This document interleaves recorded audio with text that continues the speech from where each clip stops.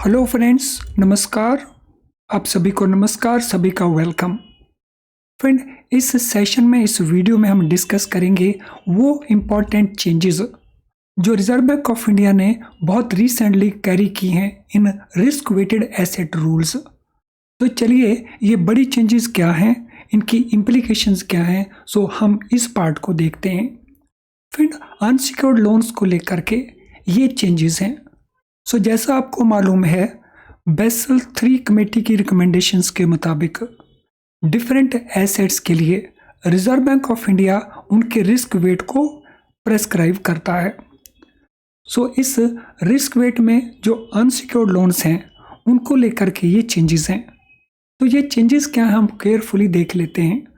सो पहला important change है consumer credit को लेकर के।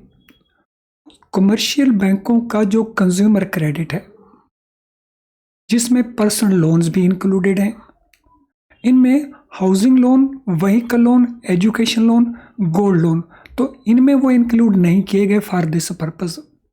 अब इसमें रिस्क वेट में क्या चेंज आया है?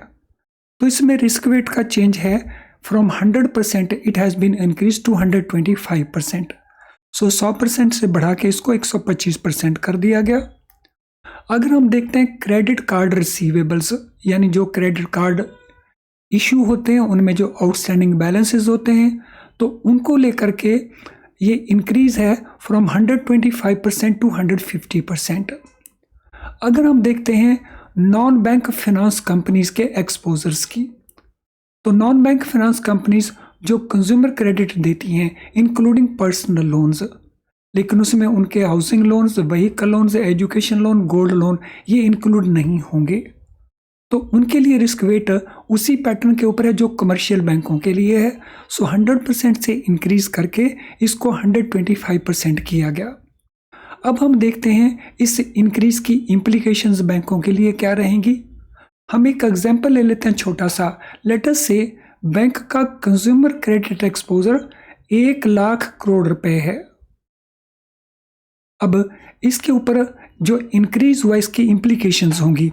तो पहला इम्प्लीकेशन होगा कि इन एसेट्स की जो रिस्क वैल्यू वो इंक्रीज कर जाएगी। सो पहले हमारे पास अगर 1 लाख करोड़ का एक्सपोजर है और अब भी 1 लाख करोड़ का है, तो हमारा रिस्क वेट है 100%। तो this mean 100% into 1 lakh crore. तो ओल्ड वैल्यू वही रहेगी क्योंकि 100% है, लेकिन न्यू वैल्यू कितनी बन जाएगी रिस्क वैल्यू?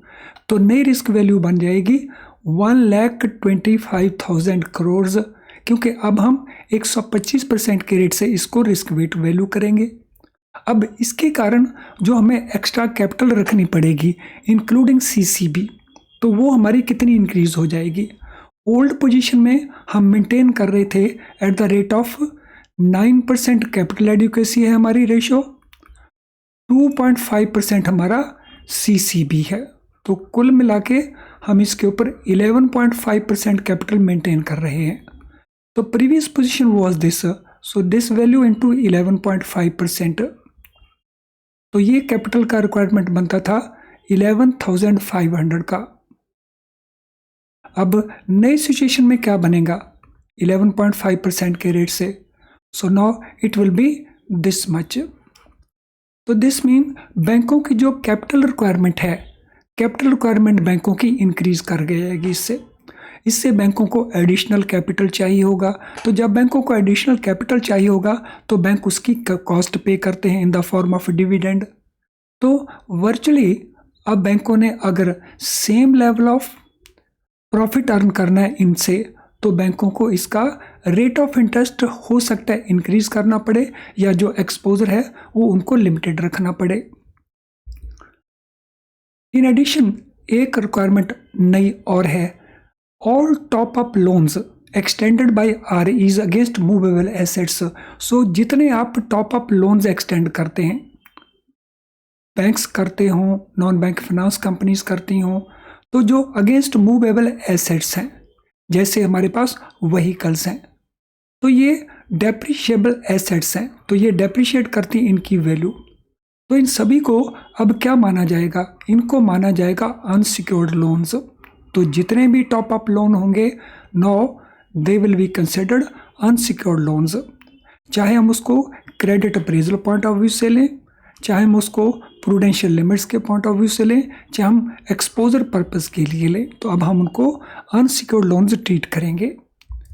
फ्रेंड्स, ये थी इम्पॉर्टेंट चेंजेस जो रिजर्व बैंक ऑफ इंडिया ने वेरी रिसेंटली की हैं। तो आई एम श्योर इस लेसन के जो कंटेंट्स हैं आपको यूज़फुल लगे होंगे। तो मेरा आपसे रिक्वेस्ट है, अगर यूज़फुल लगा है तो उसको लाइक ज़रूर करें।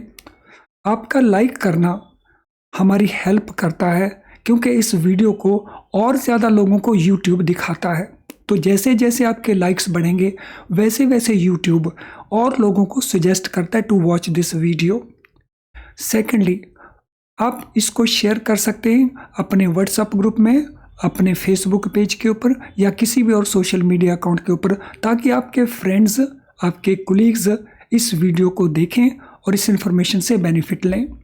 फ्रेंड, चैनल अगर आपने सब्सक्राइब किया लेकिन बेल आइकन पुश नहीं किया तो बेल आइकन को पुश कर दें, ताकि आप सारी नोटिफिकेशंस हमारी आपको ऑन टाइम मिलती रहें।